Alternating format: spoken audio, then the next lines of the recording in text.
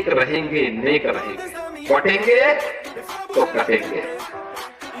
बांग्लादेश में देख रहे हो ना, तो वो गलतियां यहां नहीं होनी चाहिए।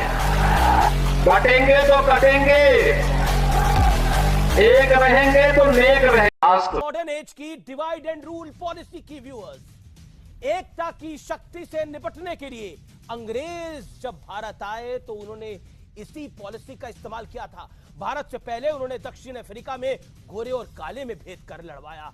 भारत में पाकिस्तान वाले नासूर को जिंदा करवाया, हवा दी। हिंदुओं की जातियों को छोटे और बड़े, उच्च और तुच्छ के पैमाने में बांटकर खाई पैदा कर डाली।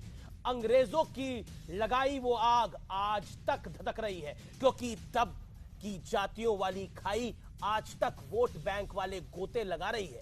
आज ये सारी बातें मैं आपको व्यूअर्स इसलिए याद दिला रहा हूं क्योंकि देश के कई सियासी दल जाति आधारित जनगणना की पैरवी कर रहे हैं। बिहार में तो मामला अदालत तक पहुंच गया। हाल ही में पटना हाईकोर्ट ने जातिगत जनगणना के खिलाफ दायर 6 याचिकाओं को खारिज कर दिया। इसका मतलब साफ है कि बिहार में अब जातिगत जनगणना होगी। बिहार ये जातियों की बात आई कहां से? आज कहा जाता है कि 6000 समथिंग जातियां हैं हिंदू समाज में। मैं चुनौती से कहता हूं, कोई हिंदू धर्म ग्रंथ दिखाओ इसमें 6000 जातियों के नाम लिखे हो। कहीं नहीं लिखे। सबसे पहले 2385 जातियां किसने लिखी? हर्बर्ट रिस्ले, ब्रिटिश संसद कमिश्नर 1901 में, उसने सारी जातियों के नाम लिखे। दूसरी बात बताता हूं, अगर उसने फिर 1931 की जो आखिरी जनगणना जाति के आधार पर हुई, उसमें 4114 जातियां हैं। अगर 4000 भी थी तो ये किसमें लिखा जाना चाहिए था? अल्फाबेटिकल ऑर्डर में। मगर उसमें ऊंचे से नीचे में लिखा गया।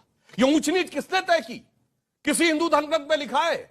चलिए बताइए, तेली ऊंचे कि कुम्हार ऊंचे, कहां लिखा है? वादी जो इन लोगों के साथ लोहिया जी जनसंघ के, सबने कहा भारत में जाति के आधार पर गणना नहीं होगी, इसलिए 1951 ऑनवर्ड कभी गणना नहीं होगी। यस, दैट्स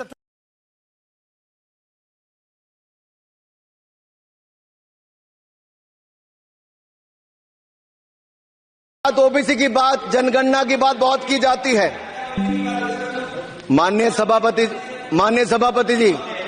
सभापति जी, जिसकी जात का पता नहीं वो गणना की बात करता है।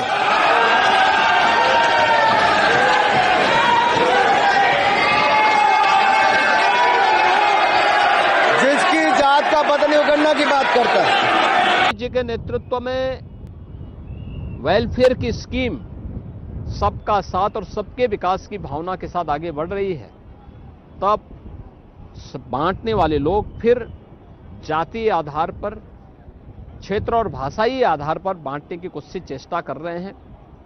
भारत को और सनातन धर्मावलंबियों को खास तौर पर इससे सावधान रहना होगा। तो मैंने उनको सबको मिलकर 50,000 लोगों में कह दिया, जो करेगा जात की बात उसको कस के मारूंगा लात।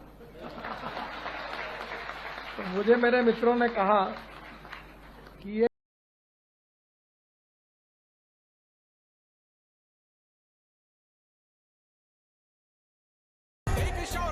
सही बात बोलने के लिए माफी मांगू।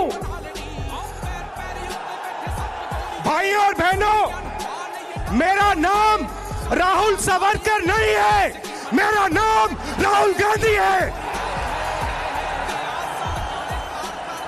मैं सच्चाई के लिए कभी माफी नहीं मांगूंगा। मर जाऊंगा मगर माफी नहीं मांगूंगा। यार